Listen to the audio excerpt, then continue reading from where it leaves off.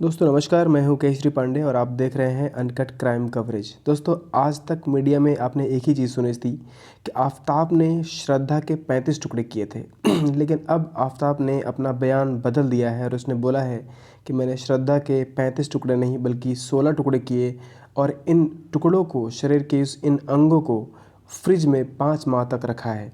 लेकिन एक सवाल उठता है कि क्या आफताब श्रद्धा के शरीर के इन टुकड़ों को 5 माह तक सही सलामत अपने फ्रिज में रख सकता है?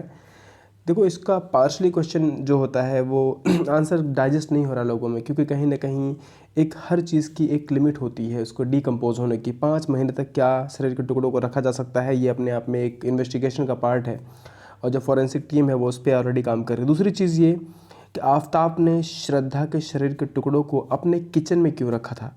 किचन में कोई चीज़ तब रखी जाती है जब उसको पका के खाने का प्लान होता है।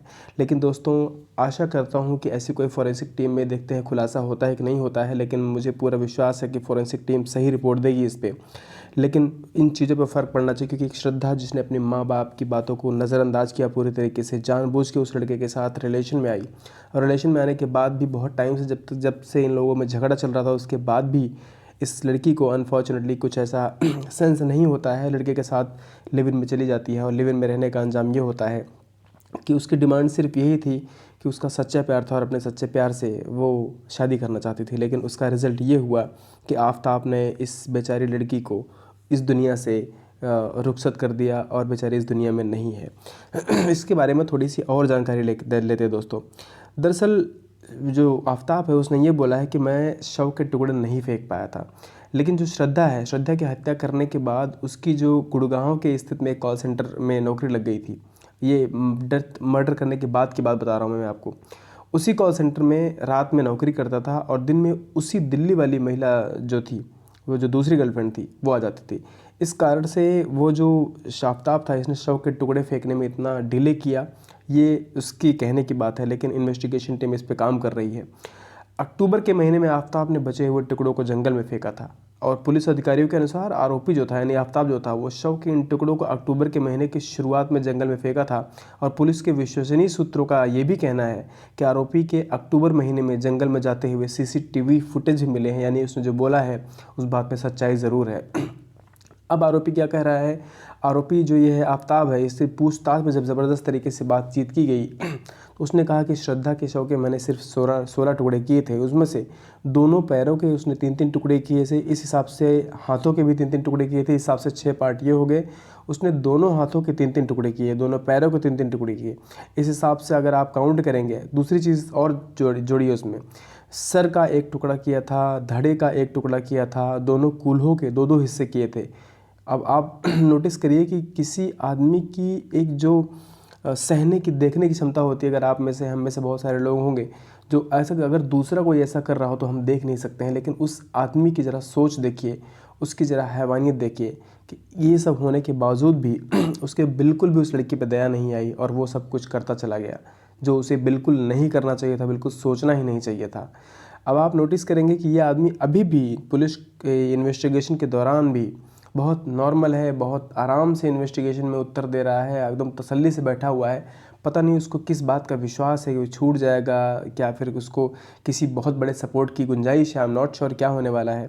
लेकिन एक कहावत है कि अगर हम बड़ों की बात नहीं मानते तो शायद अंजाम बहुत ऐसा हो जाता है जो हमें आपको एक्सपेक्टेड नहीं होता है। अब पुलिस की अलग अलग टीमें बनाई गई हैं। दक्षिणी जिला पुलिस का के जो अधिकारी हैं उनके अनुसार श्रद्धा हत्याकांड में बहुत ही बारीकी से जांच की जा रही है। हर एक काम के लिए एक अलग और स्पेसिफिक टीम बना दी गई है। एक ही टीम को सारा काम नहीं करना है और हर टीम को जांच के लिए अलग अलग काम पे छोड़ दिया गया है। दक्षिण जिला डीसीपी जो है उनका नाम चंदन चौधरी है और वो एडिशनल डीसीपी अंकित चौहान जो है, ये सब मिल के बहुत ही बारीकी से इस घटना की इन्वेस्टिगेशन कर रहे हैं। और आपसे बता दूं कि श्रद्धा जो है वो बहुत टाइम से इससे आफताब से बोल रही थी कि आफताब मुझसे शादी कर लो, लेकिन आफताब था कि मानने के लिए तैयार नहीं था।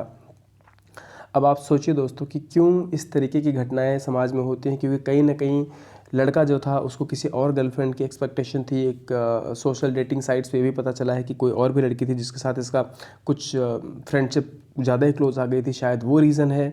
या फिर सिर्फ श्रद्धा की शादी का दबाव ही था जो ये आदमी झेल नहीं पाया। लेकिन अगर शादी नहीं कर सकता था तो फिर लिव इन में रहने की क्या बात थी, क्या गुंजाइश थी। इसका मतलब था कि ये सब कुछ प्लान्ड था, यानी शादी भी नहीं करनी थी, लिव इन में भी रहना था, और सामने वाली लड़की अगर अपने प्यार की डिमांड करने लग जाए कि हाँ मुझे आपसे शादी करनी है, तो उसको अंजाम तक पहुंचा दो। ये कहीं की बात नहीं है। और आपसे रिक्वेस्ट करता हूँ, आपके समाज में, हर गली में, हर मोहल्ले में, हर घर में, हर शहर में जो ये वीडियो देख रहा है, आप सबसे मेरी हाथ जोड़ के यही रिक्वेस्ट है कि अपने घर की लड़कियों को सचेत करें, जागरूक करें, उन्हें बताएं कि आज की डेट में यही माहौल चल रहा है और इस तरीके से कहीं भी कुछ भी हो सकता है, क्योंकि चीज़ें कहाँ से कैसे डाइवर्ट हो जाती हैं आजकल कुछ पता नहीं चलता है। आपसे रिक्वेस्ट है कि अपने जो एक आइडेंटिटी है उसको बना के रखिए। आपने घर वालों का, अपने मम्मी पापा की बात ज़रूर मानिए, क्योंकि कहीं ना कहीं वो कुछ भी हों, कुछ भी बोलें, लेकिन उनका अधिकार है, प्लस उनका एक्सपीरियंस हमसे बहुत ज़्यादा है। वो आज के मॉडर्न समाज को भी देख चुके हैं, देख रहे हैं, और पुराने ज़माने को भी देख चुके हैं। तो उनके पास जो निचोड़ होता है वो हमसे बहुत ज़्यादा है। हमें अपने माँ बाप की, अपने से बड़े बुजुर्गों की बातें कई बार गलत लगती हैं, लेकिन वास्तव में गलत नहीं होती हैं। आपसे रिक्वेस्ट है कि अपने बड़ों का आदर करें, उनकी बातों का सम्मान करें। आपके साथ ऐसी कोई घटना नहीं होगी जो आज इस बेचारी लड़की के साथ हुई है, जो इसकी हालत आफताब ने की है। मेरी सरकार से यही अपील है कि आफताब जैसे इन आदमियों को, मानसिक रूप से बेचैन लोगों को सरकार ऐसी सख्त से सख्त सज़ा दे, चाहे वो किसी भी धर्म का हो, चाहे वो हिंदू हो, चाहे मुस्लिम हो, चाहे सिख हो, कोई ईसाई हो, किसी भी मज़हब का क्यों ना हो, कि समाज में एक एग्जाम्पल सेट हो सके, ताकि आने वाली बहू, बेटियां, बच्चियां सुरक्षित रह सकें। आशा करता हूँ वीडियो आपके लिए इन्फॉर्मेटिव होगी। कमेंट करके एक बार अपनी राय ज़रूर दीजिएगा कि आफताब के लिए सबसे सही सज़ा कौन सी होगी। तब तक मिलते हैं एक और नई वीडियो में, तब तक के लिए अपना ख्याल रखिएगा। जय हिंद, जय भारत।